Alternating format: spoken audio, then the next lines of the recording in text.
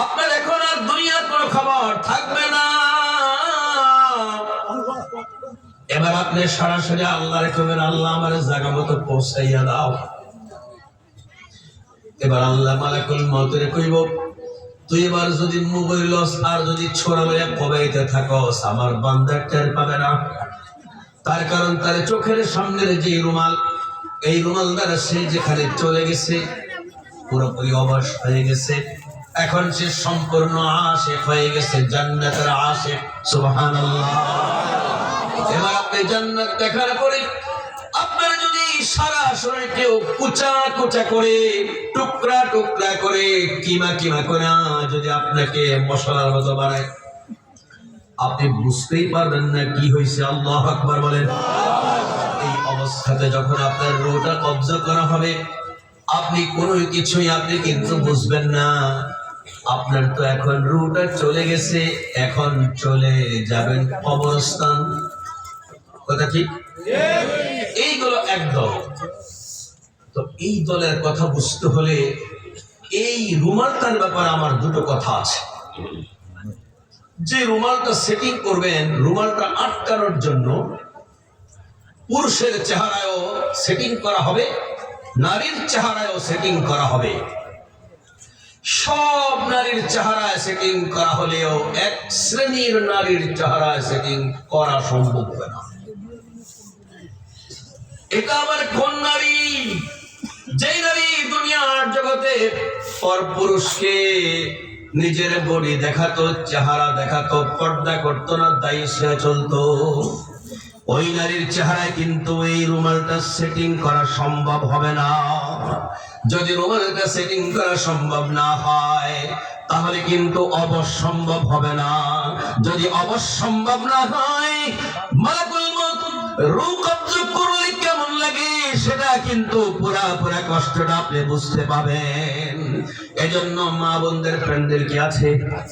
আমি আমার মা বোনদেরকে বলি, সিদ্ধান্ত নেন আপনি পর্দা করবেন নাকি করবেন না, পর পুরুষের সামনে যাবেন কি যাবেন না, মার্কেটে ঘুরবেন কি ঘুরবেন না, বাজারে বাজারে গিয়া মস্তরকারি কেনার জন্য ভিড় জমাবেন কি জমাবেন না, বাঁচে গিয়া ওইটা পুরুষের সঙ্গে ধাক্কা ধাক্কি করবেন কি করবেন না।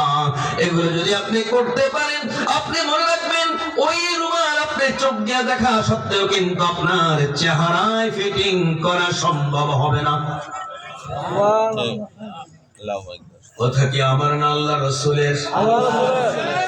এজন্য পয়গম্বর বলছেন, রুব্বা কাসিয়াত, দেখতে দেখা যায় পোশাক কিনছে মার্কেট থেকে, কাপড় কিনছে, থ্রি পিস কিনছে, সবই নাম ঠিক আছে, জুতো পরছে, ওড়না পরছে, সবই পরছে, পয়গম্বর কয় তার নাম কাসিয়াত নয়, পোশাক নয়, বরঞ্চ আরিয়া।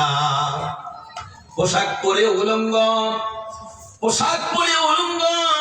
নারী তো সবাই পোশাক পরে, কেউ পোশাক পরে নিজের ইজ্জতকে রাখার জন্য, নিষ্কাপ গোপন করার জন্য, আবার কেউ আছে এগুলো পরে হলো নিজের সৌন্দর্যটাকে বাড়ানোর জন্য। কথা বলেন। আরিয়াত, পয়গম্বর বলেন কেন এমন পোশাক পরে? নিজকে পুরুষের দিকে ধাবিত করার জন্য, মুমিলাত, পুরুষকে নিজের দিকে ধাবিত করার জন্য, নিজে ধাবিত হওয়ার জন্য, মাইলাত, মুমিলাত, और পুরুষকে নিজের দিকে ধাবিত করানোর জন্য। আল্লাহর পয়গম্বর বলেন, লা ইয়াদখুলুল জান্নাহ, ওরা তো জান্নাতে যেতে পারবে না, ওয়ালা ইয়াজিদনা রিহাহা, ওরা তো জান্নাতের ঘ্রাণও পাবে না, ওয়া ইন্না রিহাহা লা ইউজাদু মিসলা মাসিরাতিন কাযা ওয়া কাযা। আল্লাহর পয়গম্বর বলেন যে জান্নাতের সুঘ্রাণ 500 বছরের পথের দূর থেকেও সুঘ্রাণ জান্নাতীরা পাবে, এই জাতীয় দায়ুসের সুঘ্রাণটাও পাবে না। আল্লাহু আকবার। এবার পুরুষ থেকে এক জাত বলবো, তবে বলার পরে কিন্তু যাদের এই সমস্যা আছে দূর করার নিয়ত করতে হবে। পারবো তো ইনশাআল্লাহ? কে কে রাজি আছে হাতটা দেখো। আল্লাহ আপনাকে তৌফিক দান করেন।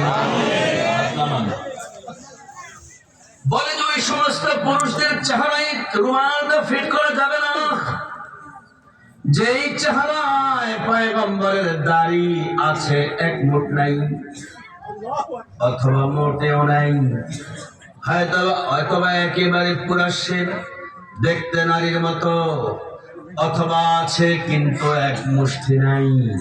এই চেহারায় ওই রুমালটা ফিটিং করা যাবে না। যার চেহারায় ফিটিং করা যাবে না, ফিটিং যদি না করা হয় অবশ করা সম্ভব হবে না।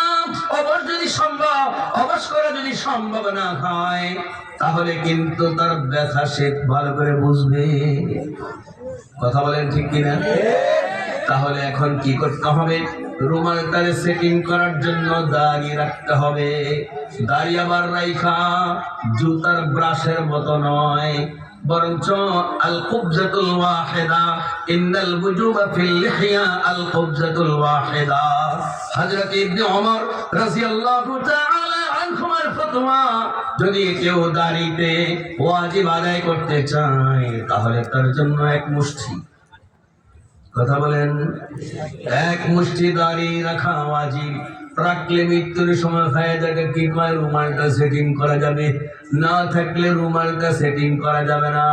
এবার ভাইয়েরা আমাকে বলেন, মৃত্যুর আগে আগে দাড়ি ঠিক করতে কে কে রাজি আছে? যার এমন রুমাল নিতে চান হাত তুলে দেখান, আল্লাহ তৌফিক দান করুন। তাহলে এখন আপনি জীবন বুঝলেন, মরণ বুঝলেন। মরণ বুঝার পরে এখন হলো কবরস্থান। এখন কি কবরস্থান?